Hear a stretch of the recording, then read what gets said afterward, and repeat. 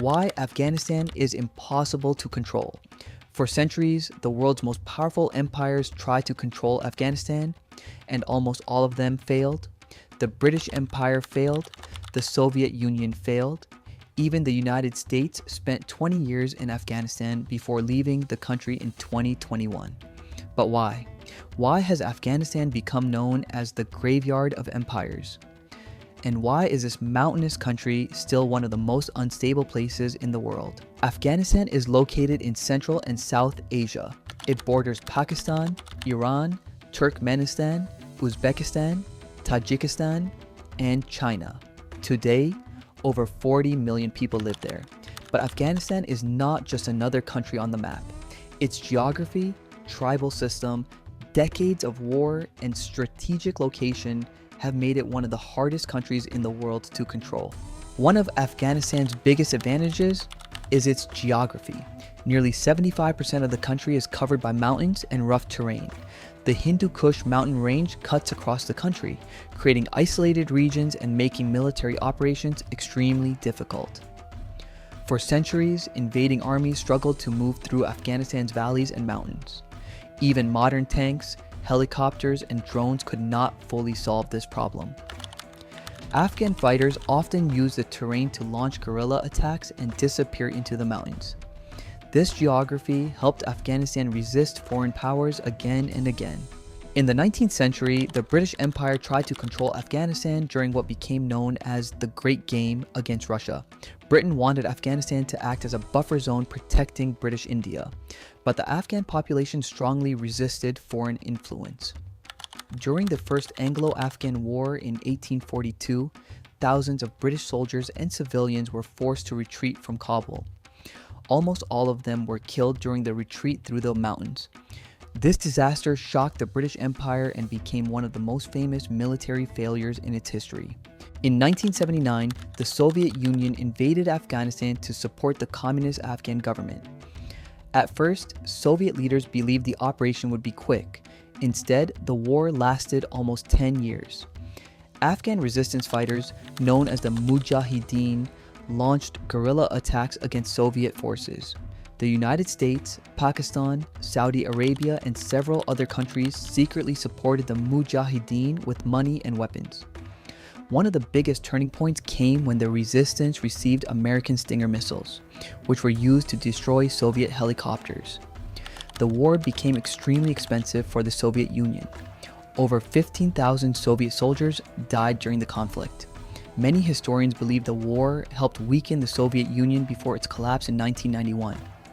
In 1989, Soviet troops finally withdrew from Afghanistan, but peace did not return. After the Soviet withdrawal, Afghanistan fell into civil war. Different factions fought for power across the country. Cities were destroyed. Crime increased. Millions of civilians suffered. In the mid-1990s, a new group called the Taliban began gaining power. The Taliban promised to restore order and enforce strict Islamic law. By 1996, they controlled Kabul and most of the country. Under Taliban rule, women faced severe restrictions, public executions became common, and Afghanistan became increasingly isolated from the world. Only a few countries officially recognized the Taliban government. Everything changed after the September 11th attacks in 2001. The terrorist group Al-Qaeda, led by Osama bin Laden, planned the attacks while operating from Afghanistan. After the Taliban refused to hand over bin Laden, the United States launched an invasion. At first, the operation moved quickly. The Taliban government collapsed within months, but the war did not end. Over the next 20 years, the United States spent trillions of dollars in Afghanistan. Hundreds of thousands of soldiers from NATO countries were deployed there. Despite advanced technology and military power, the Taliban slowly rebuilt its influence.